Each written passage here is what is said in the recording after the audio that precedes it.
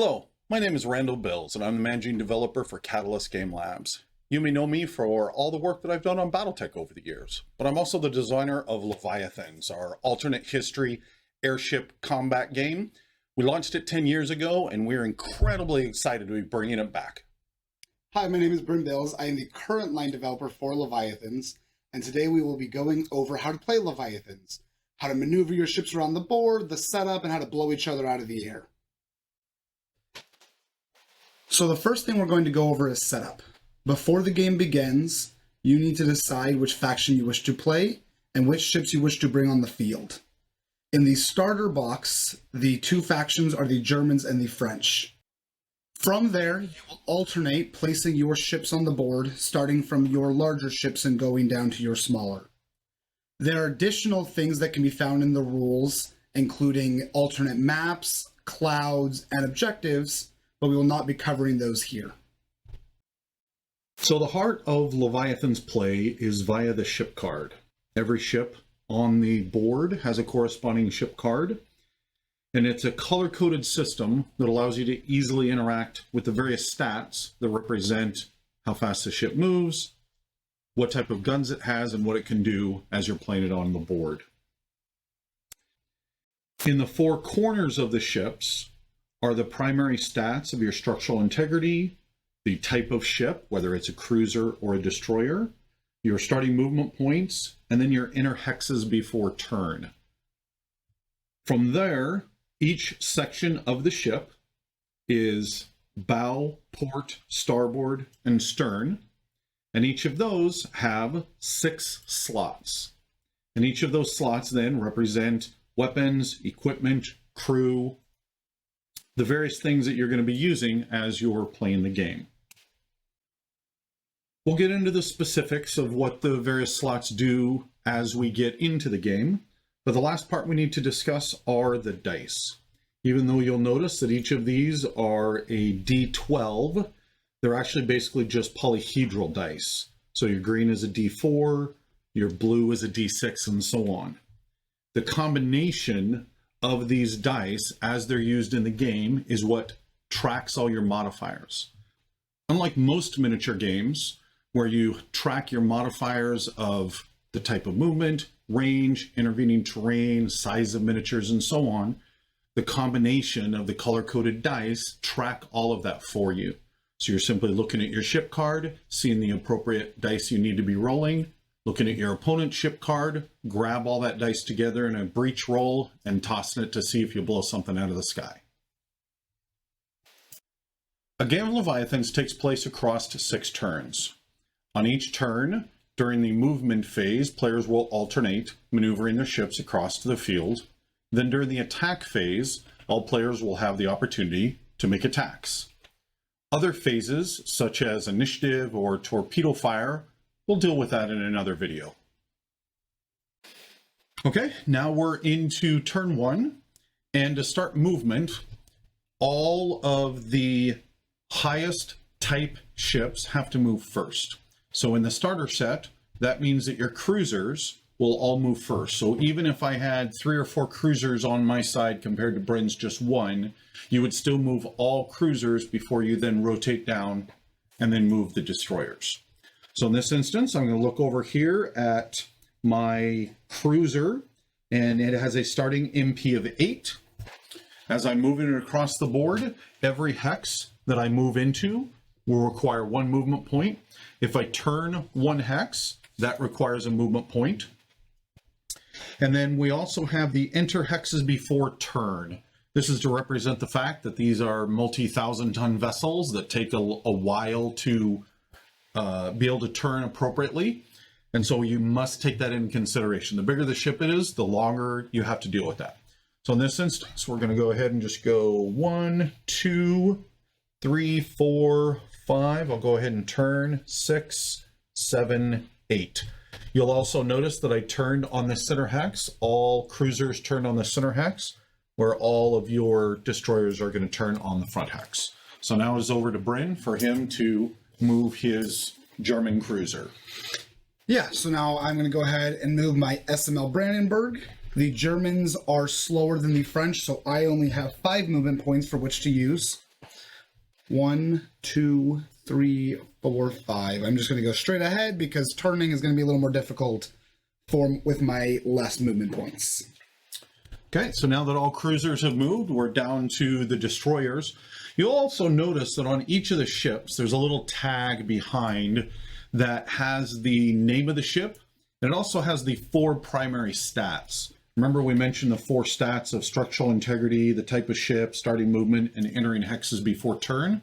Those are right there on the tag. So as I'm looking across, trying to figure out what the ships are and what they're doing, at a quick glance, I can exactly know the overall stats of the ships that your opponent has. So back over here to my Grenadier, and I've got starting movement points of 8. He also has a turn of 2.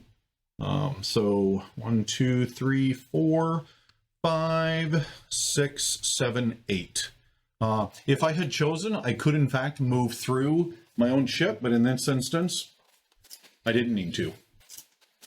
So overall, over to my Esimo Silo, I have 7 movement points.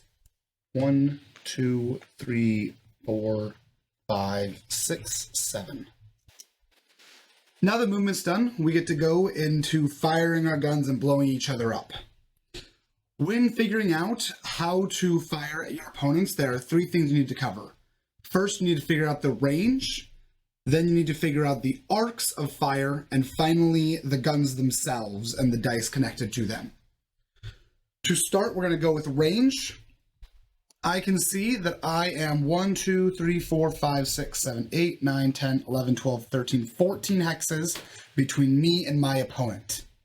When I look at any of my gun slots, which are any of the slots that have multiple dice on them, so this is my 10.5 centimeter, it goes up to 10 hexes. Because he is 14 hexes away, he cannot fire at that target. The largest gun I actually have goes up to 12 hexes. So this round, there will be no valid fire from my fleet. And I believe that will be the same for the French, whose maximum range is 11 hexes. For demonstration purposes, we will pretend that they are in range. Next, we need to figure out arcs. A large ship, like the Leviathans, have multiple guns and different arcs, and not all of them can fire at all targets. A gun on the port side of a ship cannot fire at an enemy on the starboard side. The back of a ship card has the arcs that can be used to know where things fire. Another very easy reference is to be able to go ahead and place out markers or whatever you have available. The bow of a ship starts from right in front of it and goes out on an exact line. The port and starboard go in the gaps between those, and then the stern, the exact same as the bow. I can now see from this example that my bow is the only side of my ship facing the enemies, and so those guns will be where I will be firing.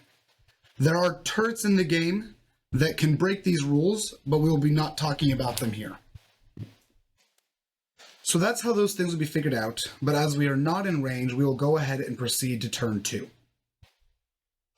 So in turn 2, flip our dice over here, and it alternates back over so that Bryn will start movement first. So again, because I have the slower speed ship, I need to figure out where my opponent is going to move. So I will be conservative, go 1, 2, 3, and then turn for 4 to then get my side ready to fire. Okay, and for our wonderful European players, apologize for the pronunciations. I believe it's the Jeanne d'Arc. My cruiser is going to move now. And similar to any wet navy game or capital ship game, trying to cross the T. That's the tactic. You want to get into bow or particularly into the stern. So there's no reason for me to do anything but try and race forward. So 1, 2, 3, 4, 5, 6, 7, 8, which is going to allow me to get guns right into his stern. So back over to Bryn. So obviously that is not of a benefit to me. So I'm going to see if I can do something about it. 1, 2, 3, 4, 5, 6, 7. Unfortunately, I do not quite have enough speed for it, but I could have tried to do a defensive screening where I would have been able to block off him from shooting into my rear by having my little ship get in the way. But I didn't have the moving points for it, so that's where I'm going to have to finish. Okay, and then with my Grenadier, 8, I think he's just going to race forward as well. 1, 2, 3, 4, 5, 6, 7, 8. Going to set him up for next turn. Not a lot to do this turn. And now we're into the fire phase. So now it's time to fire. Definitely in range this time. I'm going to start with my destroyer, who I have facing down the cruiser. Again, I check first for range. 1, 2, 3, 4. My guns go out to 10, so that is definitely going to make it there. Next, I check the arc. And once again, it will be in my bow, as can be shown here. And so it is my bow gun that will be firing. Now to figure out how to fire. When firing, we're going to collect a group of dice together to form a dice pool, and then we will roll that and compare it to the armor of the Jeanne d'Arc. The first die I'm going to always have is the gun die. I have, for my gun, I have the 10.5 centimeter. It has 2 different dice. It has a blue and a green. If it is in a shorter range, so within 5 hexes, I would get the better die blue. If it was within 10 hexes, I would get the green. Because it is within the shorter range, I would be able to get a blue die. Next, I would see if I have crew in that location. I actually have 2 crew, but you only can ever use 1, and the crew adds a green. My final die I'm going to collect is going to be from the Jeanne d'Arc itself. Each location along the side of a ship has different ribbons that shows what die you would get depending on whether or not it moved. Because I'm firing into the port side, I will look there. And because it moved, I would get the green ribbon. If it had not moved, I would get the red. So I will get a black die to add to my set. Finally, I get a slot die whose purpose is to tell me which one of these locations I am damaging. I roll these together. 4, 5, 6, 7 on the 6. How'd I do? So 6 is 14, which is what the breach number is. So obviously he didn't equal or exceed that. So either the shot missed, banged off the armor, it had no effect. Perfect. So I guess I'll go ahead and use my cruiser. My cruiser is going to be able to hit with his side. I do not have a gun in the back, unfortunately, because that also would have been able to fire at him. So it's going through the same process. The black is still the exact same. I am then going to see that I'm 1, 2, 3, 4, 5, 6 hexes away. And because it's the same gun, now I get a green with that pool. And finally, I have a green crew. So I'm going to take this all together and fire a second shot. That looks better. 15, 16, 17, 18 on your 3. So 18 on the 3. Okay, breach number is a 12. You also then are going to look through that location for any armor. Any armor slots are going to increase that value by their value. So in this instance, this 12 becomes a 13. He still absolutely went over that. So I'm going to be circling that to show that I can still use this slot this turn, but at the end of the turn, it'll be destroyed. Well, that's all I've got for firing. So now we can go ahead and hand it over to the French. An important thing to remember, though, is that during fire, it is irrelevant who fires first. It is all simultaneous. It's just easier generally to have one person fire than the other, but it does not matter. If you guys want to alternate fires, it's irrelevant. Okay, so we'll start out with my Grenadier.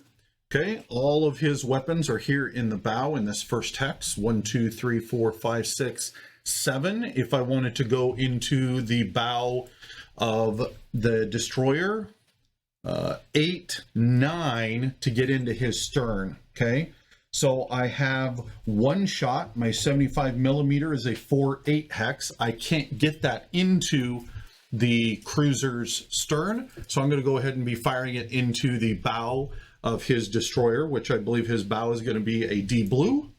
Okay, and then it's long range, so I'm getting a D green, and then I have a crew as well, so I get a D green, and as always, I'm adding in the slot die. So here's my breach roll going into the bow of his ship. That's a 9 on the 6. I've got a 12 with an armor, so that will not hit. Okay. So then I'm going to rotate over to my 138 millimeter, and this one is actually switching targets over to that cruiser because I'm really hoping to get into his stern. So then we're starting with the D blue, if I grab the right die, for the 138 millimeter gun, D green for the crew, and then what is your stern? A red. Red. Okay, so then here is my 138 millimeter shot. 8, 10, 13 on the 5. 13 on the 5. So we have a great example. That would normally hit, but I have exactly 1 armor in there, which puts that up to 14. Any other slot would have done it, but that is my strongest slot in that section. And the most annoying part of the Germans because they have a lot of armor. That's right. Okay, so then the Grenadier is done. So then I'm going to switch over to my Jeanne d'Arc. Okay, first shot is I have 130 millimeter. Let's count the range. 1, 2, 3, 4, 5, 6. That is in fact in short range. So we're going to start with the D red for his location die. The D blue, because I'm in long range. And then the crew, but now we have something special here, which is this square in this slot, and that represents a saturation gun. Basically, this gun is so big and powerful that you actually add 2 slots. So you can potentially destroy 2 slots in one go. So I gather this up, and I go ahead and fire. Oof. So it's 14, 15, 16, 17 on the 2. So first he's going to compare to the first 2. Yeah. Okay. It is destroyed. An engine slot. Ooh, excellent. Okay. So now what we have though is the second 2 basically moves in to that slot and it's banging around in the stern. So I'm going to take that second die and I'm going to roll it again. Okay. It's going to be a 6. He is now going to compare this breach number to that location. The armor won't count though, because remember, it's already back behind the armor banging around. Another engine slot gone. Ooh, that's about as good as it gets. That's a superb shot. Okay, so I've got one last shot. Now, if you look at my 2 guns here, they are both in range. They are both in a location, and they both are the same size. And that means I get to do something special, which is called bracketing fire. You can think of bracketing fire as you cut down on your potential damage to increase your chances to hit. So basically I'm going to be taking both of those guns and firing them together to try and hit the target. So slot die, of course, we know it's that D red for going into the cruiser stern. Okay, you're then going to get 2 dice for the 2 guns. And then remember that even though that crew is destroyed, it's still here for now. And strangely enough, I don't have another green die around me, so I will simply roll that die again. Okay, so 3, 4, or 7, 8. Then remember, I'm rolling another one. 9. Man, that was a terrible roll. 9 on a 3. That is a 12. Yeah, no, that was, you know, sometimes even the bracketing fire goes astray, but I'm incredibly happy with that hit. Okay, and then that is it for all of our fire. We are done. At the end of this turn, it becomes the end phase, and in the end phase, you will then go through and strike these out. And we will find out at the end of the next turn why that's important to do the mark out now as opposed to when you were first circling them. An additional thing I have to do is that my starting MP of 5 has now been dropped. This engine slot had 2 value, and this engine slot had 1, which means I lost a total of 3, and now I can move exactly 2 hexes per turn. Which is exactly how I like the Germans. Nice and slow and even slower. Okay, so now we move into turn 3. Okay, so rotate the die up, and it's going to rotate back over to me. Luckily for Bryn, I move first. So once again, starting at your cruisers. So he only has 2 movements. Almost no matter what he does, he's going to be able to probably get his stern away from me. So I will just try and close. So 1, 2, 3, 4, 5. Okay. Now, One of the things that we have here that we didn't talk about previously is steering gear slots. Okay, steering gear slots allow you to do two things. One, it actually cuts down, while they're active, it actually cuts down on the number of interhexes. So when I was moving the two, I could have actually turned after one. I just didn't feel I needed to at the time. However, it also allows me to do a side slip, which normally I would have to do 1, 2, 3, spin maybe even 4 to move a row over. And instead I can simply spin 2 and close the distance. So then that is 2, and I had 1 movement point left. So I'm going to go ahead and place it right there. All right, so my cruiser is going to have to make a hard call here. It could move forward too, but it does not have a steering gear, which means it can't turn fast enough. I have a slip shaft that would normally allow me to do simply a side slip, but that won't help me here either. So instead, I'm going to do what's called a turn in place, where instead of moving, I'm going to turn either 1 to the side or 2 to the side, and I'm going to do 2 to the side. This allows me to get in a better position. However, this does not count as movement, and so my opponent here will get the better dice against me, the red ribbon instead. Okay, so now time for my Jean d'Arc. Oh, excuse me, my Grenadier, looking at that wrong.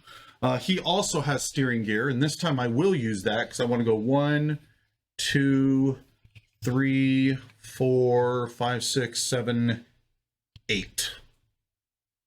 Okay. All right. 1, 2, 3, 4, 5, 6. Getting me back into that stern. However, I am going to allow this ship to fire both out of its port and starboard side. So that's a decision I have to make in there as if that's worth it.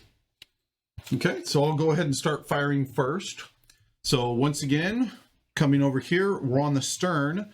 I have no crew though now on this side. That was destroyed last turn, so the crew no longer applies.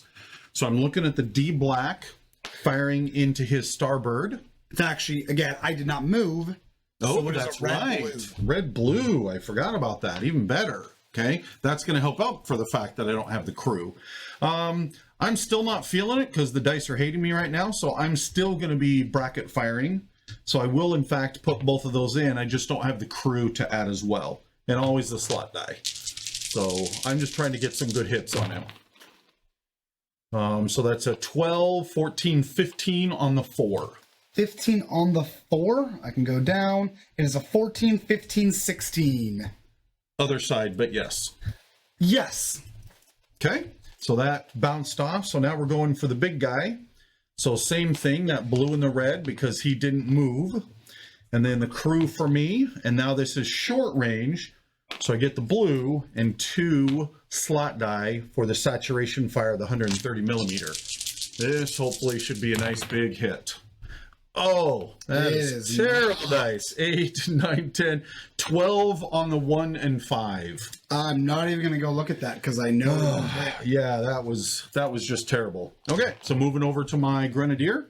So then I am firing really 1, 2, 3, 4, 5. So I have to decide. I still am going to try and fire at the cruiser. Because even though I could damage the destroyer if I wished, it's really all about taking that cruiser down as quick as I can. So then it's still, and I'm doing it because he still didn't move, and that just gives me much better dice. Okay, so then I am firing that 138 millimeter. 1, 2, 3, 4, 5, 6. I'm just in range, so I still get the better die of the D yellow. And then the crew. So firing this gun into his side. So that is a 9, 10, 11, 15 on the 4. 15 on the 4. Unfortunately, is the same number you did last time on the 4. Just keep missing it. Yep. Okay. Just off by 1. And again, that's my strongest slot. Yep. And now I will do it again. Now, what I really should have done is actually, I had the exact same gun in the stern, And I was hoping, since the numbers were so good, that I could fire them separately. I really should have bracket fired, but that's the balance. Do I take a chance of having a better hit or do more damage? That's always a great tactical decision you have to make. That's a much better roll. 12, 13, so 16 on the 1. Yep. There we go. Okay, and that is then all my shots. All right. I did not have to pay too much for standing in place. The dice were kind to me this time. Now my firing back, and all of my firing is going right into that cruiser as well. Starting off with my Brandenburg into his port side. Again, I can see that my arcs will line up to all be there. I'm now going to go ahead and get my front guns. He has a black for his side. I have a green crew, and the front guns use a yellow as they are within short range. I've got 2 of these guys that will fire off. 12 on the 5. 12 on the 5, that'll be a no. And the second one is going to be a 12 on the 3. Okay, so this goes through, okay, because it's the 3. Now, normally you can just simply look, is there any breach number that he could roll he would actually equal or exceed to damage? And there actually is one. In fact, there's 2 of them. So now he's going to go ahead and roll again. And unfortunately, he rolls all the way back down here and gets 14 and gets nothing. Now, for a moment, we're going to go ahead and pretend that another event happened where I rolled the 3 again. If I had rolled the 3 again, as noted, it was already destroyed. And this is going to start what is called a breaking the keel roll. And this is how you actually kill a ship. I would go and get 2D red. You will then take all the damage from a ship in the current location and subtract 2 from those. He's going to So we're going to damage it up a little bit to make it a little more exciting. Damage it up just a little bit so you can understand a little more what's going on here. So the section I'm firing into, I'm going to take is 2, 4, 6. If there was a miss slot, it would add a 1.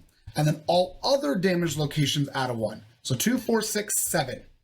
I'm going to take that 7, add it to my 2D red here, and then I need to equal or exceed the structural integrity 22.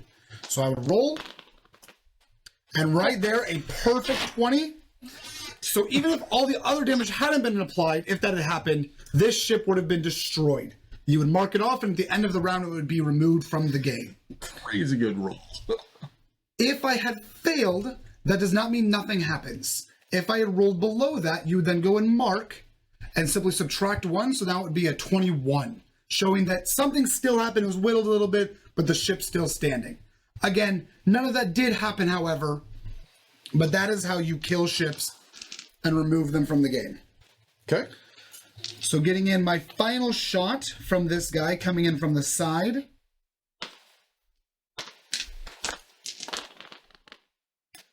Got a 13 on your 5, which I already know is a miss. So now we're on to my destroyer in the back of this ship. His rear has a red on the ribbon. I have a green crew, and I am in short range, so I have the blue. And I've got 2 of these. 13 on the 3. So looking at 11, I have no armor, so absolutely that is going to hit. And then my second shot. 18 on the 2. And once again, that is excellent shot there. Okay. All right, and that is all of my firing, and so we are done with this round of fire. Now we're going to go ahead and go into repairs. Repairs can only be done on slots that were destroyed before the turn you are currently in. That is why last time you did not want to immediately mark off all the slots that are immediately destroyed. When doing repairs, you're going to go and see which slots you wish to repair. Each slot can only have a single attempt at repair, and each crew that you'll be using can only attempt a repair once. So I'm going to go and try to get back my engine down here, my 2-point engine, with this crew.